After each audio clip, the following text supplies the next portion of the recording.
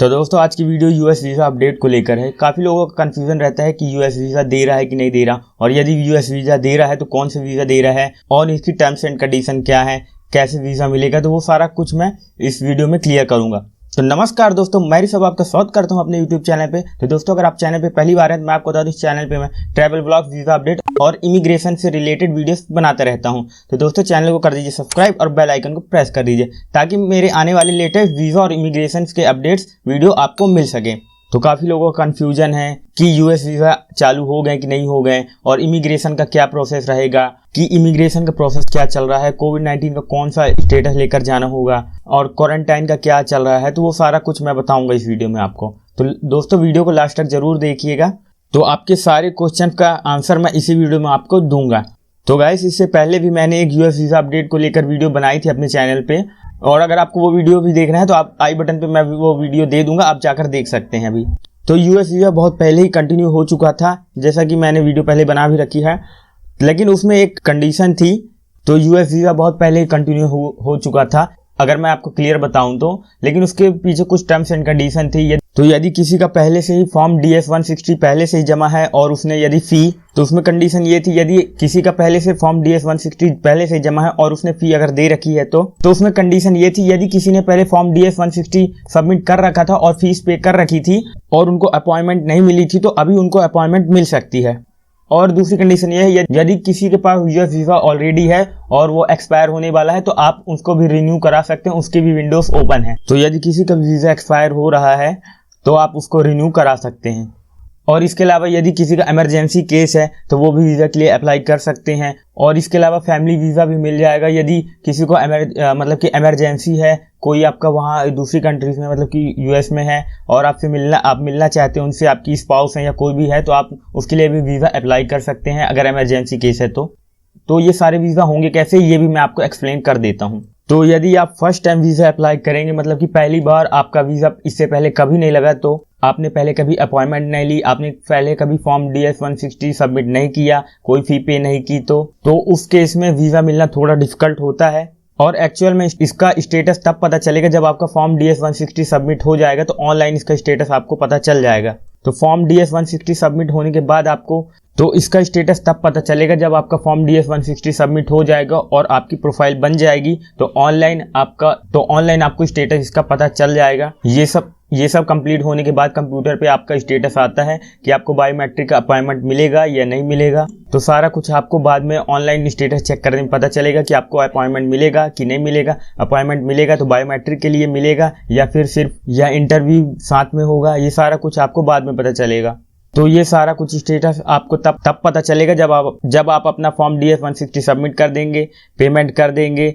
उसके बाद आपको जब आपकी प्रोफाइल कंप्लीट हो जाएगी, उसके बाद ये सारा आपको पता चलेगा, इसका स्टेटस आपको इसके बाद सब पता चलेगा। तो ये सारा सब कुछ करने के लिए आपको क्या करना पड़ेगा, तो इनकी एक लिंक है, उस लिंक पे आपको जाना होगा, और उस लिंक पे तो उसमें आप जाकर अपनी पहले प्रोफाइल बनाएंगे, फिर उसके बाद अपना फॉर्म DS-160 सबमिट करेंगे, और वो आपसे कुछ इन्फॉर्मेशन मांगेंगे, कुछ पूछेंगे कि आपका इसके पहले आपने कभी अप्लाई किया है या फिर आपका कभी रिफ्यूज हुआ है, वो सारा कुछ आपसे पूछेंगे, उसका आपको सही जवाब देना है। और ये सारा सब कुछ होने के बाद जब आप फी पेड कर देंगे तो उसके बाद आपको स्टेटस पता चल जाएगा। और जब आप अप्लाई करते हैं तो उसमें आपको ऑप्शन मिल जाता है कि आप बायोमेट्रिक लेंगे या इंटरव्यू प्लस बायोमेट्रिक लेंगे। ये सारा सब कुछ होने के बाद इसके बाद आपको VFS में अपॉइंटमेंट लेना पड़ेगा। आप चाहे तो आप दिल्ली, मुंबई, बेंगलुरु या किसी भी सिटीज़ में आप अपॉइंटमेंट बुक कर सकते हैं। सपोज यदि आप दिल्ली में बायोमेट्रिक के लिए अप्लाई करते हैं तो उनकी दिल्ली में बायोमेट्रिक चल रही हैं, तो जब आपका कंफर्मेशन आ जाएगा तो आपको ये कंफर्मेशन लेकर आपको VFS सेंटर जाना होगा और वहां जाकर अपनी बायोमेट्रिक कराने होगा। तो यदि आपका स्टेटस कहता है कि आपको बायोमेट्रिक प्लस इंटरव्यू दोनों करना है, तो आपको बायोमेट्रिक के लिए तो पहले VFS जाना होगा और फिर इंटरव्यू के लिए आपको US एम्बेसी जाना होगा।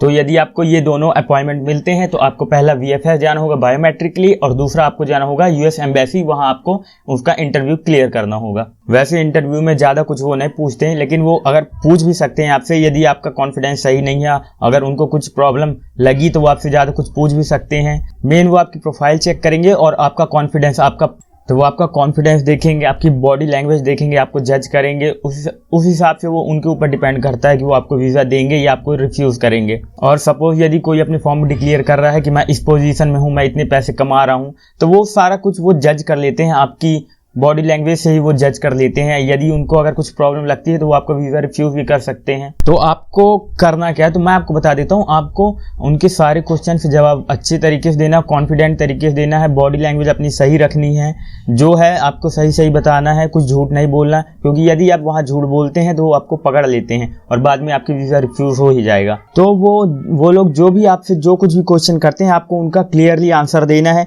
ऐसा नहीं आपको ओवर स्पीकिंग करना है, ज़्यादा बोलना है, ऐसा कुछ नहीं। जो वो पूछ रहे हैं आपको उसका क्लियर आंसर देना है और आपको वहाँ अपने आप को अच्छे से प्रेजेंट करना होता है। ओवर स्पीकिंग बिल्कुल नहीं करना, सारा कुछ आपको सही बताना है, जो भी है सब कुछ क्लियर बताना है आपको। तो आपको कॉन्फिडेंटली उनके क्वेश्चन का आंसर देना है। वो कुछ भी स्पेसिफिक क्वेश्चन करते हैं, आपको उसी का आंसर देना है। और वो आपके जाने का रीज़न पूछते हैं, आपको रीज़न सही सही डिक्लेयर करना है।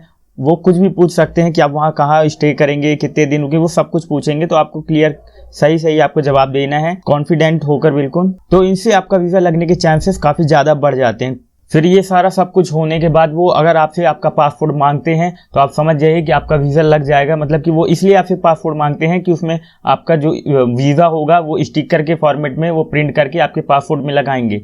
तो ये, और यदि आपसे वो पासपोर्ट नहीं मांगते हैं आपका, तो आप समझ जाइएगा कि आपको वीज़ा नहीं मिल रहा है। और अब बात कर लेते हैं कोविड-19 की। तो कोविड-19 के लिए तो ऐसा बिल्कुल भी नहीं है कि आपको वीज़ा मिल गया है, मतलब कि आपको यूएस में एंट्री मिल जाएगी, मतलब कि आप इमिग्रेशन क्लियर कर पाएंगे। क्योंकि वहाँ इमिग्रेशन के टाइम वो काफ़ी सारा कुछ पूछेंगे आपसे, वैलिड रीज़न मांगेंगे कि आप क्यों यूएस आए हैं, आप किस लिए आए हैं, वो सारा कुछ आपसे क्वेश्चन करेंगे कि अभी ऐसी सिचुएशन चल रही है, आप हमारी कंट्री क्यों आए हैं। तो वो सारा कुछ वो आपसे पूछेंगे और आपको उनका जवाब सही आपको जवाब देना है उनका। तो आपके पास प्रॉपर वैलिड रीज़न होना चाहिए कि आप इसलिए इस पर्पस से आए हैं यूएस। और यदि उनको थोड़ा सा भी डाउट होता है तो वो आपकी एंट्री डिनाई भी कर सकते हैं। तो फ्रेंड्स, एक सजेशन भी है कि आप अपने साथ कोविड-19 की नेगेटिव रिपोर्ट भी कैरी करें। और अब बात कर लेते हैं इमरजेंसी की। तो यदि आपकी कोई काफ़ी ज़्यादा इमरजेंसी है, आप मेडिकल पर्पस के लिए जाना चाहते हैं, या फिर आपका कोई फैमिली मेम्बर रहता है यूएस में और उनको आपकी काफ़ी ज़रूरत है, तो उसके लिए आपको स्पेसिफिकली आपको एम्बेसी से कॉन्टैक्ट करना पड़ेगा, उनसे अप्रूवल लेना पड़ेगा आपको। ऐसी सिचुएशन काफ़ी लोगों के साथ हो चुकी है और काफ़ी लोगों ने एम्बेसी से कॉन्टैक्ट यूएस एम्बेसी से कॉन्टैक्ट किया, जो कि दिल्ली में है, और एम्बेसी ने रिस्पॉन्ड भी किया है। तो ऐसी सिचुएशन में वीज़ा देना और ना देना, ये सारा कुछ वीज़ा ऑफिसर के ऊपर डिपेंड करता है कि वो आपको देंगे वीज़ा या ना देंगे। वो आपकी सारी प्रोफाइल चेक करेंगे और वो कैलकुलेट करेंगे कि आपका जाना कितना ज़रूरी है भी या नहीं। यदि अगर उनको प्रॉपर लगेगा तभी वो आपको वीज़ा देंगे।